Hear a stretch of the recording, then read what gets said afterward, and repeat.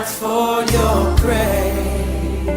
A joyful, more fulfilled life starts with a deep understanding of the Word of God, but it is sometimes difficult to understand what the Bible really teaches because of the many controversies surrounding its message. What do the scriptures really say, and how can we gain a fuller and holistic understanding? For answers to these questions and more, join Pastor Josh Lai on the Grace Pales, the platform to grow in the accurate knowledge of the Word. Make a date with Pastor Josh Lai. Grace Pales. Know Him to know you.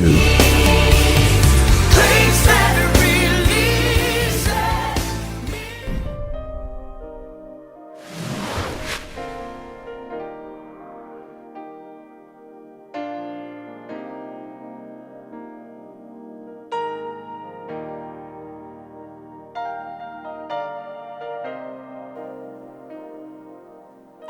Well, thank you so much. It's always an honor, joy, pleasure to have you.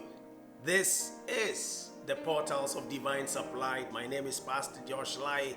I am the lead pastor of Caris Center International, Jesus Heal. Thank you so much for tuning in. And we believe God that definitely He, who is our channel of divine supply, will definitely, overwhelmingly give supply. Healing is already yours. And so we're looking at Healing is Yours, part 3 today. We're still continuing. with Healing is Yours, part 3. Healing is yours. Now, what you need to understand is that you are not here to just take information and go. You are here to receive healing and to also go and minister healing. You see, the healing ministry is the ministry of every saint. Mark chapter 16.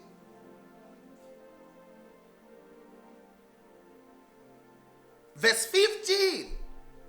When we go, we should lay hands on the sick and they shall recover. So you are not here to just take information and then just go and then bluff with it. I know. You don't listen. Knowledge that is not applied is useless.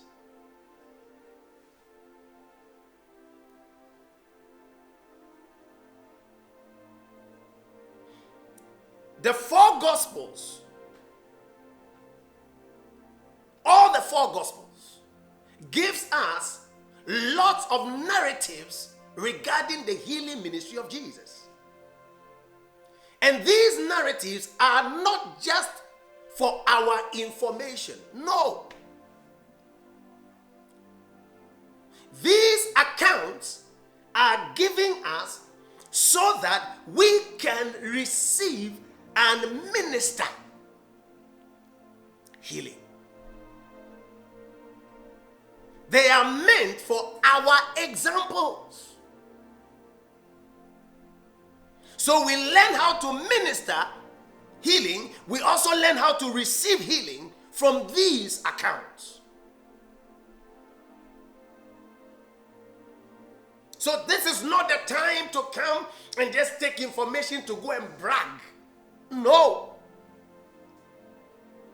Inside of you is the power of the Holy Ghost for the demonstration of the healing power of Christ. Sickness cannot have dominion over you and over your body, over your household. No. Yesterday, one of us in class, when she came, she couldn't walk properly because she had a snap on her waist. And so she couldn't, when she can't stoop, at the same time, she can't rise up without a sharp, severe pain. So she was walking funny. And then she suddenly remembered after a whole day that, what am I doing? Pastor says this thing works. So she started speaking. I believe that I am healed. I can have this. And then straight away, pam, it was gone. And she was like, so Pastor, is it that easy? He said, I was feeling it, but I just decided I don't consider it. I said, that is faith. That's how it works. You don't speak your pain, you speak your faith.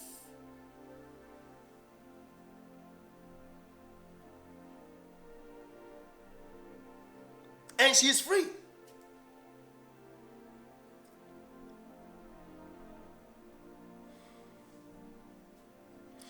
You don't assume things when it comes to the healing ministry. You don't assume things when it comes to the healing ministry. You keep feeding on the word continually. You know, I don't know how, but listen to me very carefully.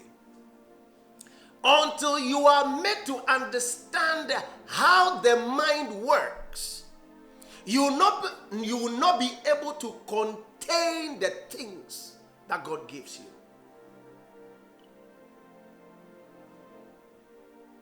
You can have the nature of God and think like the world.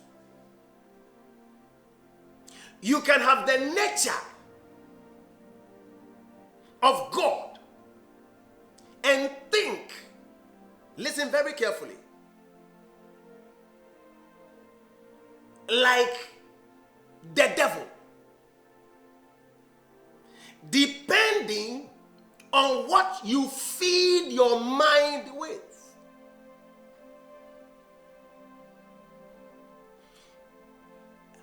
Let me ask you a question. When you were when you were born, what information were you born with? You learned everything you know now on earth, depending on who nurtured you. The information they fed you with, that is how you live now. So most of the things you see as valuable, or most of what you call these are my values, or these are my values, you acquired them from people of influence. Because every human being is a product of influence. The things you hear are the things that begin to form your mentality. And they take the core and the fabric of your being. So if you say something is good, basically, most of the times you are saying it because of not what good is, but what you have been told is good. And that's how we have lived. It's a normal thing. But the point is, when you become a believer, then you need to reformat your mind and set your mind on the things above. You set your mind on the word, so it will correspond with your new nature. And that's why, listen very carefully, like food, you don't eat once and say, I've eaten, so I won't eat again. Every day you eat like 2-3 times, and you continue eating. You don't drink water once and say, oh, I drank water, so I won't drink water again. Do you realize that most of us feed on the word, and then that's it? It's like, oh, now I know this. I know about healing, and that's about it. You don't go to feed on it almost every time just to make sure that you entrench it and entrench it and entrench it and live the life of what? Healing and health.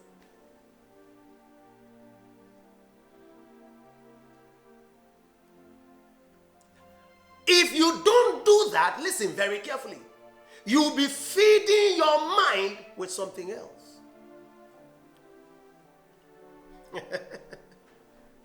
I hope you understand what I'm saying.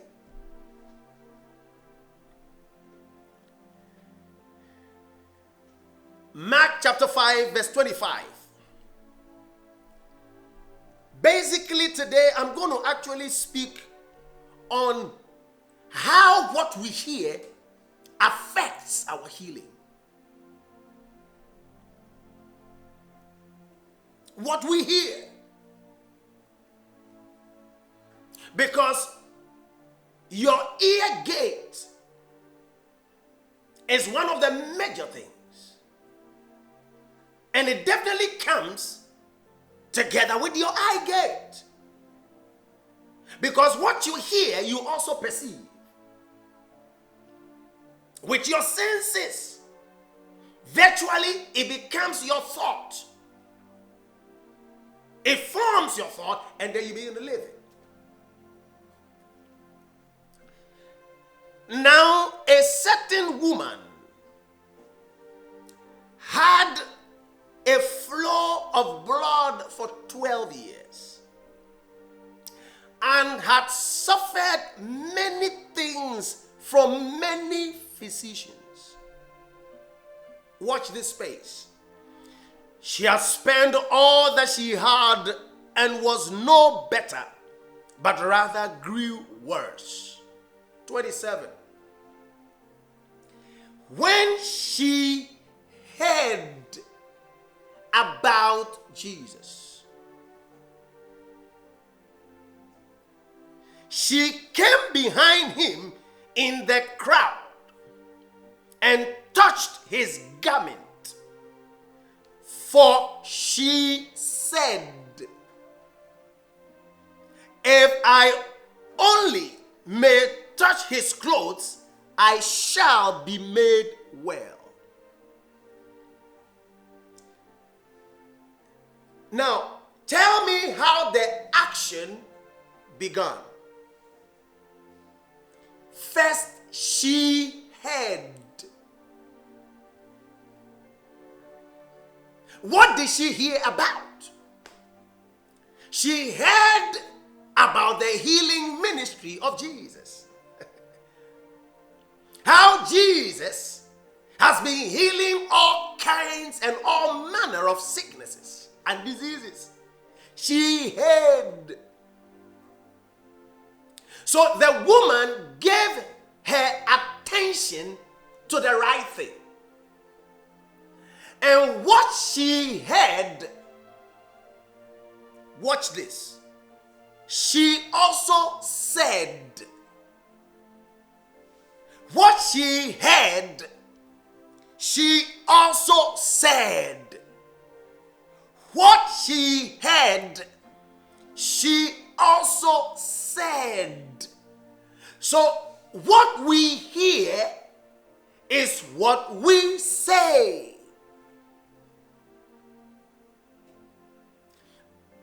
Jesus. You don't allow things that you hear to just hang in there. You say them. Don't forget. How did you receive Christ? You spoke because you heard.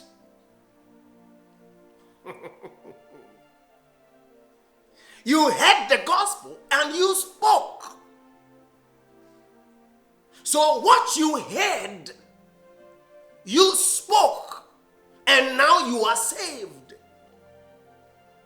So the woman heard the good news about the healing ministry of Jesus. And therefore she spoke to herself.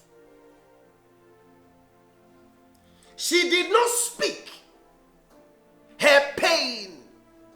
She did not speak her experience of bad case of a sickness or a disease. She did not speak of how things were worse for her. No, she spoke the solution. She spoke the good news because that was what she heard and that was what she needed. She also spoke same.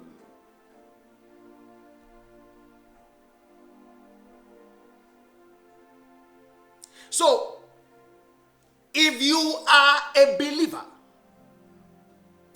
and you are sick, what have you been hearing? And what have you been speaking? Oh, this sickness will kill me. I heard it killed that person. And I heard this guy for 5 months could not walk. So you see, what you are feeding your mind with is making you confess what makes your situation worse and nullifies your faith and your belief.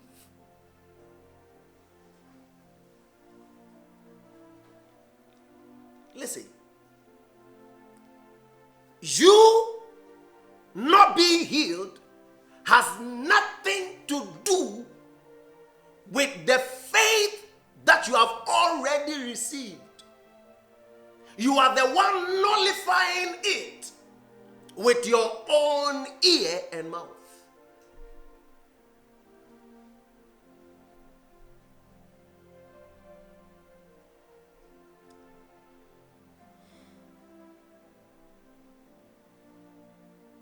When she heard about Jesus, she came behind him in the crowd and touched his garment. For she said, if only I may touch his clothes, I shall be made well. When you were coming, what did you say to yourself? What did you hear? I heard pastor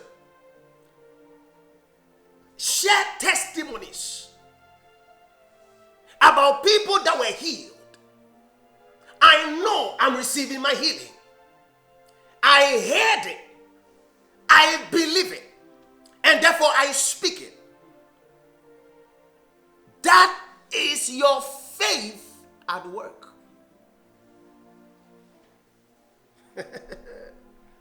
You are processing your own healing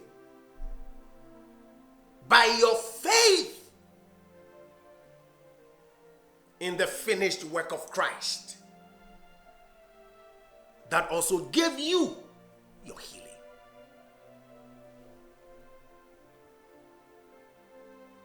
Watch this. When Jesus was listening to the story of the woman and how she got healed, they brought news from Jairus' house, because Jesus was actually on his way to Jairus' house before this woman broke the protocol to receive her healing. So while she was narrating her ordeal and how she has been healed, they told Jesus that he shouldn't bother himself. And Jairus was there. They told him, don't bother yourself anymore, master. And Jairus was listening. Watch this. Your daughter is dead.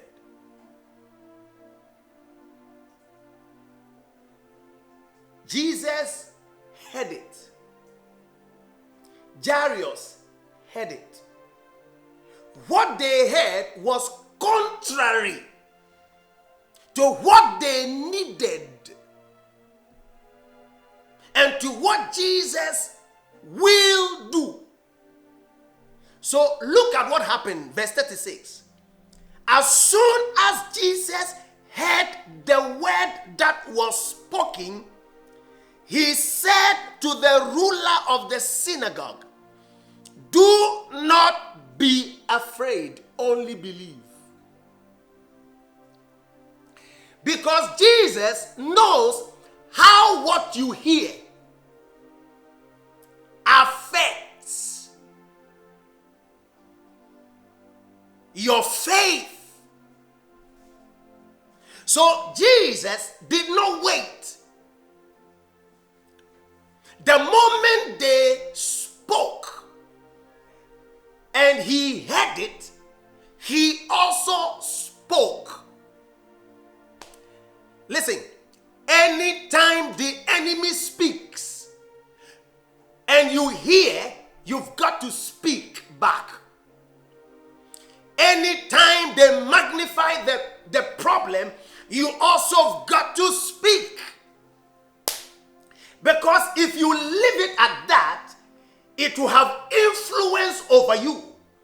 So you nullify it with the word. What did Jesus speak? Jesus said, "Do not be afraid." Why? Because Jesus knew that what they just said has communicated fear in the heart of Jairus. So Jesus took out the power and broke the power of fear by what he just heard and said, "Only believe. Do not be afraid."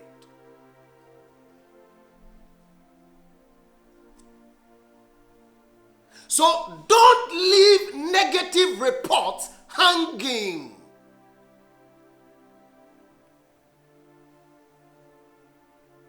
Don't leave. Somebody tells you you will die. Tell them,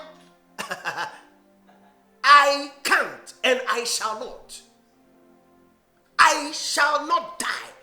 The moment you hear it, speak opposite to it and speak by faith. Speak the word.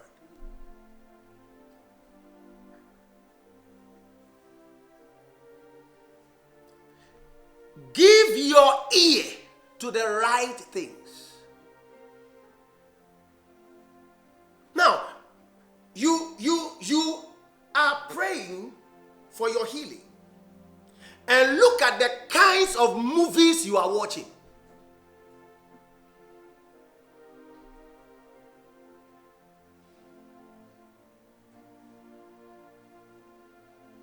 You are praying for your healing, and look at the kinds of conversations and the kinds of statements you are making.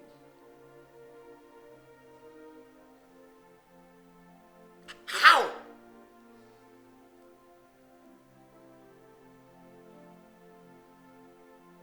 What are you giving your ear to?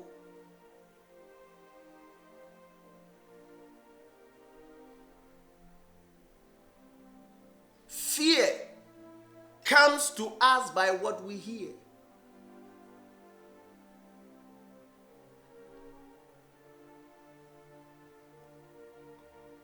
The question you should be asking, why is it that as soon, Bible says it clearly, as soon as Jesus heard the word that was spoken, he said to the ruler, as soon. So in other words, Jesus says, it should not stick with this man. Let me get it out. Have you realized that for most times when Jesus is going to heal, especially very sensitive stuff, he gets people who are not like-minded out of the place. And sometimes he takes only Peter, James, and John. Why? because he doesn't want to hear anything negative. The same as the person who is about to be healed. So it doesn't affect their faith. Because they need to receive.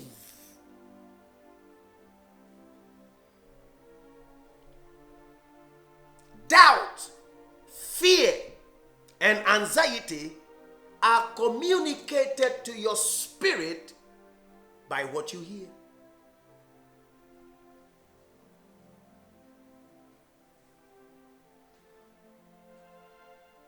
Let me show you something.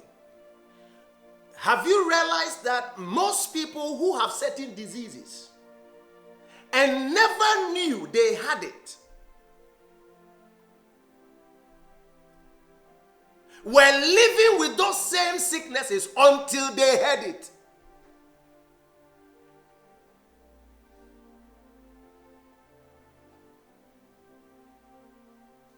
And because they had it, and the way they had it, with the statistics that came with it, with the graphics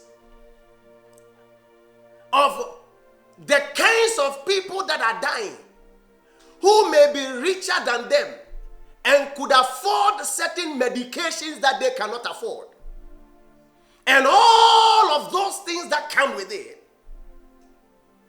puts fear in them and says that I can't survive this. Oh, if this person died of it, who am I? If that person could not survive it because they had.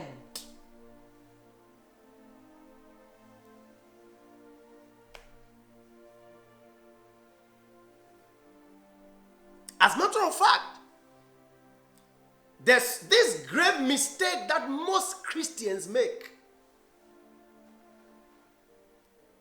Listen, when God shows you something about a believer or an unbeliever and it's something disastrous, don't go and tell them. You are the one killing them.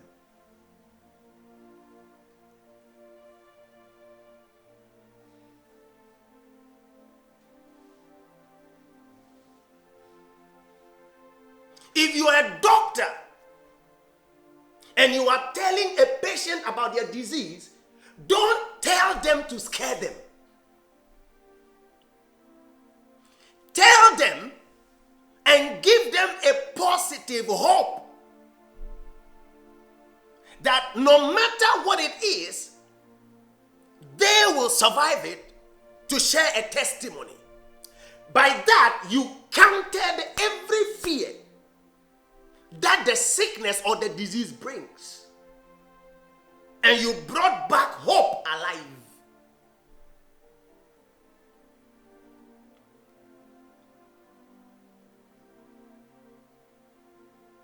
For example, if you had a dream about somebody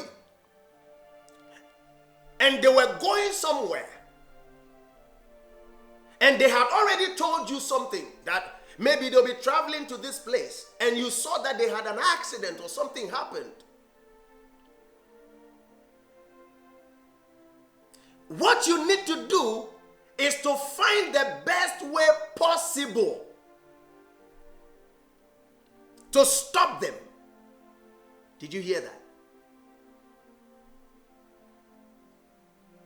And let them know that they will survive no matter what, because after that, listen very carefully, after that day, each time they are going around that place, they will still be carrying that fear.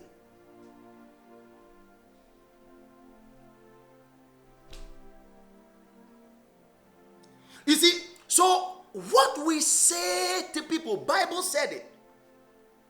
Mark chapter 4 verse 24. Jesus said it. Then he said to them, take heed what you hear. Take heed what you hear.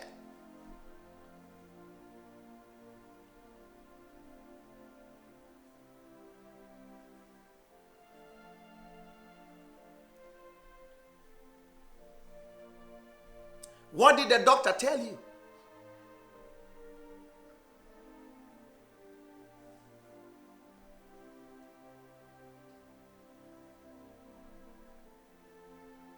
The doctor told you that you're going to die. And you have not been able to let it out of your heart that you are a child of God. And you have the inheritance of the children of God. And that healing is yours. So even when a man of God is speaking, you have the doctor's report so loud because that is what you are meditating upon. Listen to me very carefully. The word meditation is actually the word raw. Raw in your mind. So what it is that you have put what it is in your mouth on loudspeaker. So that is what is roaring in your mind. So you see, when you meditate on something, no matter what anybody else is saying, it doesn't go through because that's what you are meditating on. That's what you give attention to.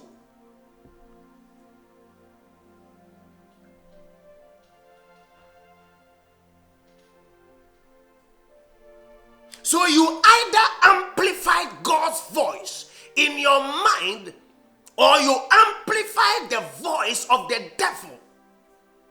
And anything that is not of God is of the devil.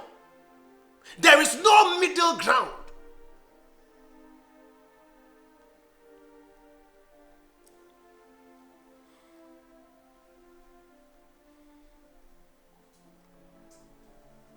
I remember so very well.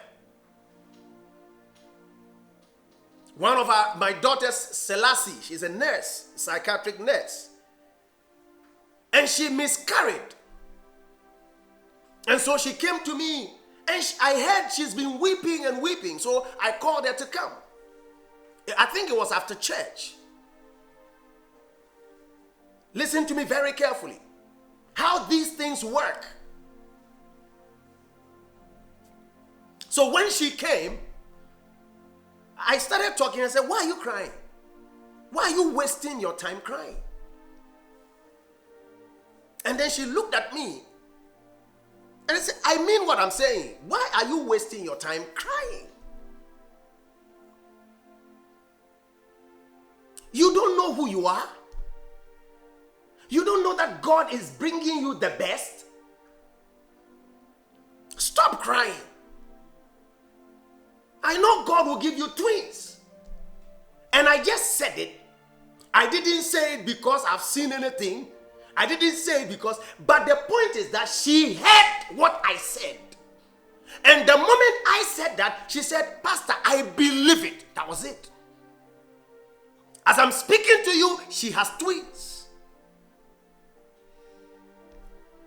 You see, how these things work, you don't understand. She just heard it, she honored it, and it was so. If she had laughed in her head and said, this man is a joke. When I'm in pain and look at what he's telling me.